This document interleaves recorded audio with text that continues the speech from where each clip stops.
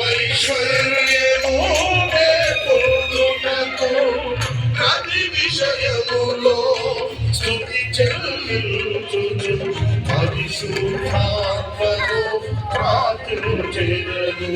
పరిశుద్ధుడా పరిపూర్ణుడా ఈ చిత్తమే రాను నెరవేర్చుమా. పరిశుద్ధుడా పరిపూర్ణుడా ఈ చిత్తమే రాను నెరవేర్చుమా.